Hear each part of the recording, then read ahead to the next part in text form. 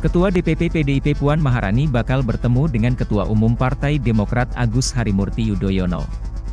Namun jauh sebelum rencana pertemuan itu, PDIP pernah berucap tidak mau berkoalisi dengan Demokrat pada Pilpres 2024. Rencana pertemuan Puan dan Ahaye tersebut diungkapkan oleh Sekjen PDIP Hasto Kristianto.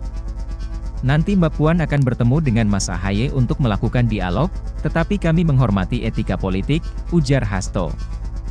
Di tempat lain, Partai Demokrat menyambut baik rencana pertemuan Ahaye dan Puan Maharani dalam waktu dekat ini. Demokrat berharap pertemuan Ahaye dan Puan meninggalkan politik baper masa lalu. Ya, pertemuan dengan Mbak Puan, ya saya kira ini satu hal yang baik buat politik.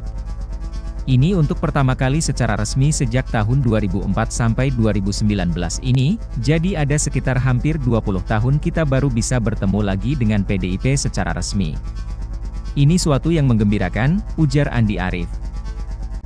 Pada pertengahan 2022, Sekjen PDIP Hasto Kristianto membeberkan alasan partainya tidak mau bersama dengan Partai Demokrat dan PKS di 2024. Hasto menjelaskan panjang lebar alasan PDIP memberi batas dengan PKS dan Demokrat. Hasto menegaskan posisi PDIP mendukung Presiden Jokowi, dan tidak mungkin bekerja sama dengan pihak yang justru berseberangan dengan Jokowi. Sementara itu, Hasto juga menjelaskan alasan PDIP tidak bisa bersama dengan Partai Demokrat. Hasto bahkan menyinggung soal kondisi Indonesia di bawah kepemimpinan Presiden SBY. Menurutnya, ada perbedaan sistem pemerintah pada masa SBY dengan masa Soekarno dan Megawati. Ia juga menegaskan PDIP betul-betul tidak bisa bekerja sama dengan Partai Demokrat dalam kontestasi politik. Sebab, dalam berpolitik, kerjasama antar partai politik harus melihat ideologi kesejarahan. Menurut Hasto di dalam politik kerjasama itu penting. Tetapi kerjasama juga harus melihat ideologi platform kesejarahan. Sehingga partai punya sikap.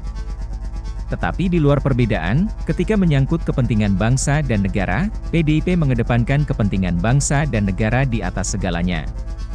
Jadi sikap PDI Perjuangan ketika bersentuhan dengan persoalan bangsa dan negara, persatuan itu dikedepankan untuk membela bangsa dan negara.